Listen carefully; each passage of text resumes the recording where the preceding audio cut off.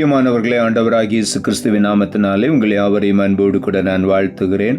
ஆண்டவர் கிருபையாய் நமக்கு கொடுத்த இந்த புதிய நாளுக்காக முதலாவது நாம் ஆண்டவருக்கு நன்றி சொல்லுவோம்.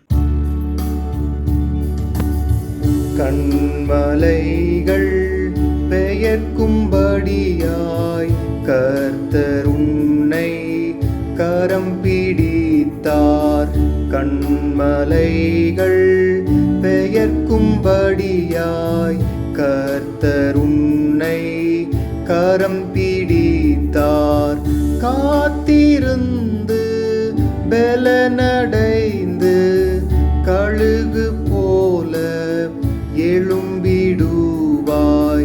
காத்திருந்து பலனடைந்து கழுகு போல எழும்பிடுவாய்.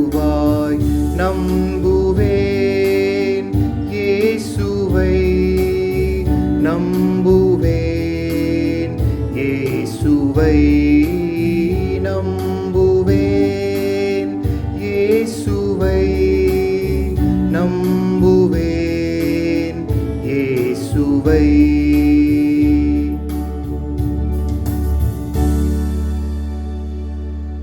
இந்த நாளுக்கு என்று ஆண்டவர் கொடுக்கிற ஒரு வார்த்தை நீதிமொழிகளின் புஸ்தகம் 13ஆம் அதிகாரம் 12ஆம் வசனம். நீதிமொழிகள் 13:12. நெடுங்காலமாய் காத்திருக்குதல் இருதயத்தை இளைக்க பண்ணும், விரும்பினது வரும்போதோ ஜீவ விருட்சம் போல் இருக்கும். இந்த காலை வேளையில் ஆண்டவருடைய வார்த்தை சொல்லுகிறது, நாம் விரும்பினது வரும் பொழுது அது ஜீவ விருட்சம் போல் இருக்கும் என்று. அந்த விரும்பினதை நாம் பெற்றுக்கொள்வதற்கு அநேக நாட்கள் நாம் காத்திருக்கிறோம். அநேக காரியங்களுக்காக நாம் காத்திருக்கிறோம். சிலருடைய வாழ்க்கையில வேலை உயர்வுக்காக காத்திருக்கிறார்கள்.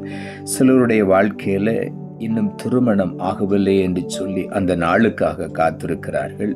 சிலருடைய வாழ்க்கையில வெளிநாடு பிரயாணத்திற்கான வாய்ப்புகள் கிடைக்கவில்லை என்று சொல்லி காத்திருக்கிறார்கள்.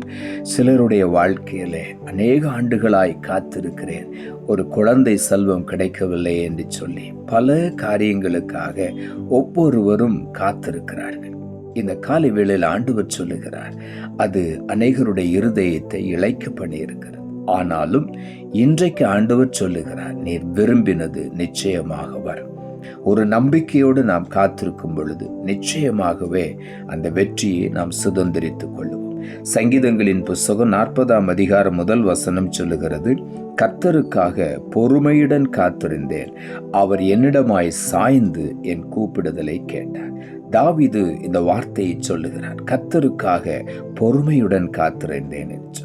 நாம் ஆண்டவருக்கு காத்திருக்கும் பொழுது அவசரப்படாதபடிக்கு பொறுமையோடு காத்திருக்கும் பொழுது நிச்சயமாக ஆண்டவர் நம் பக்கமாய் சாய்ந்து நம்முடைய கூப்பிடுதலுக்கு ஆண்டவர் பதில் கொடுப்பார். ஆகவே இந்த காலை வேளையில நாம் பொறுமையோடு காத்திருப்போம். வேதம் யோபுவின் பொறுமையை குறித்து எழுதியிருக்கிறது. அதனுடைய முடிவையும் கண்டிருக்கிறீர்களே என்று வேதத்திலே குறிப்பிடப்பட்டிருக்கிறது. ஆகவே யோபுவின் பொறுமையை குறித்து நாம் கேள்விப்பட்டிருக்கிறோம். எல்லாவற்றையும் இழந்த பிறகும், சரீர சுகத்தை எல்லாம் இழந்த பிறகும் எத்தனையோ காலங்கள் அவன் காத்திருந்தான். ஆண்டவருக்காக பொறுமையோடு காத்திருந்தான். அவன் சொன்னான், அவர் என்னை கொன்று போட்டாலும் அவர் மேல் நான் நம்பிக்கையா இருப்பேன் என்று சொல்லி, அவர் மேல் நான் நம்பிக்கையா இருப்பேன் என்று யோபு சொல்லுகிறார்.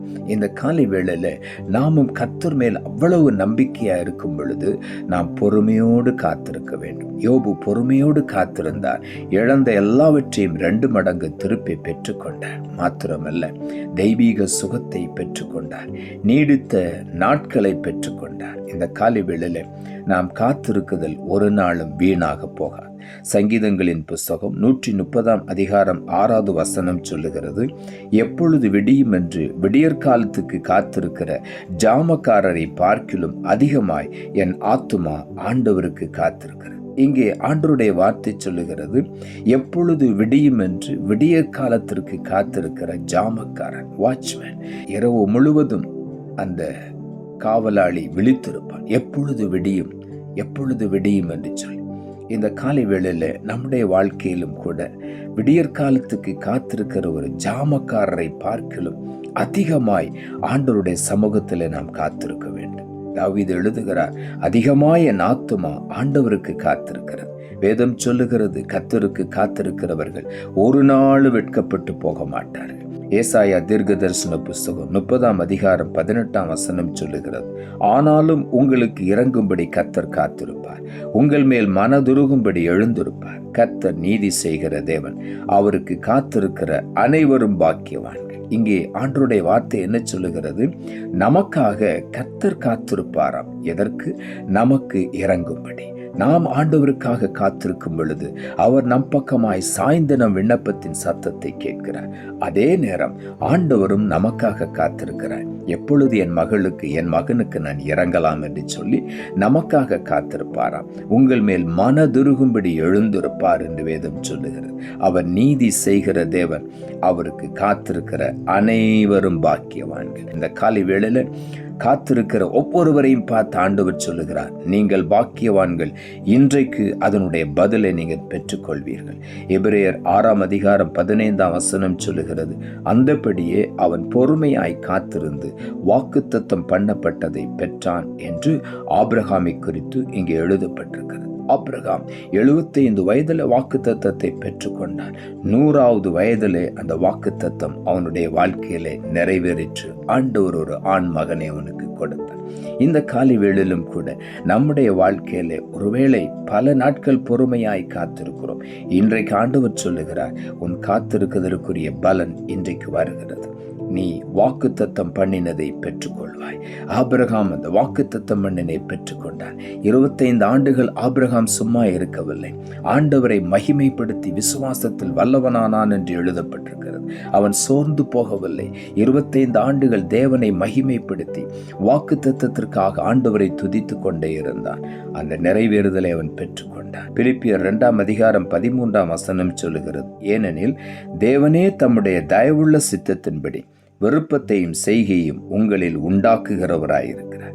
நாம் ஒவ்வொருடைய வாழ்க்கையிலும் நமக்கு விருப்பங்களை கொடுக்கிறது ஆண்டவர், செய்கையை நிறைவேற்றுகிறதும் ஆண்டவர். அந்த விருப்பத்தை உண்டாக்கின ஆண்டவர் செய்கையை உண்டாக்குவார், அதை நிறைவேற்றுவார். ஆகவே இந்த காலை வேளையில நாம் ஒன்றையும் குறித்து கவலைப்பட வேண்டாம். அநேக நாள் நீங்கள் காத்திருக்கலாம், ஆனால் இன்றைக்கு ஆண்டவர் சொல்லுகிறார், உன்னுடைய காத்திருக்குதலுக்கு முடிவு நாள் இன்றைக்கு. ஒரு குழந்தைக்காய் எத்தனை ஆண்டுகள் நான் காத்திருக்கிறேன் என்று சொல்லி நிந்தைகளையும் அவமானங்களையும் பெற்று வேதனையோடு இருக்கிற உங்களுடைய கர்ப்பத்தை இன்றைக்கு காலையிலே ஆண்டவர் ஆசீர்வதிக்கிறார். இன்றைக்கு நீ விசுவாசித்தால் தேவனுடைய மகிமையை காண்பாய் என்று ஆண்டவர் சொல்லுகிறார். இன்றைக்கு உன் கர்ப்பத்தில் ஒரு அதிசயம் நடக்கிறது. உன்னுடைய எதிர்பார்க்கிறதில் எல்லாவற்றையும் ஆண்டவர் நிறைவேற்றுகிறார். வேலை உயர்வுக்காக காத்திருக்குதல் இன்றைக்கு நிறைவேறுகிறது. வெளிநாட்டு பிரயாணத்திற்காய் காத்திருக்கிற தடைகளை ஆண்டவர் நீக்கி இன்றைக்கு அதை நிறைவேற்றுகிறார். ஒவ்வொருடைய வாழ்க்கையிலும் எந்தெந்த காரியங்களுக்காய் காத்திருக்கிறீர்களோ, எனக்கு எப்பொழுது இந்த பலவீனத்திலிருந்து விடுதலை கிடைக்கும், எப்பொழுது இந்த வியாதியிலிருந்து விடுதலை கிடைக்கும் என்று பலர் பல விதங்களிலே காத்திருக்கிறீர்கள். சோர்ந்து போயிருக்கள். இன்றைக்கு ஆண்டவர் சொல்லுகிறார், உன்னுடைய காத்திருக்குதல் இன்றைக்கு நிறைவேறுகிறது. இன்றைக்கு ஆண்டவர் சொல்லுகிறார், நீ விரும்பினது இன்றைக்கு வரும். நீ விசுவாசித்தால் தேவனுடைய மகிமையை காண்பாய். அது ஜீவ விருட்சம் போல இந்த காலை வேளையிலே ஒவ்வொருவரையும் தேடி வருகிறது. ஆகவே உள்ளத்தின் ஆழத்திலிருந்து ஆண்டவருக்கு நன்றி சொல்லுவோம். நாம் ஜெபிப்போம்.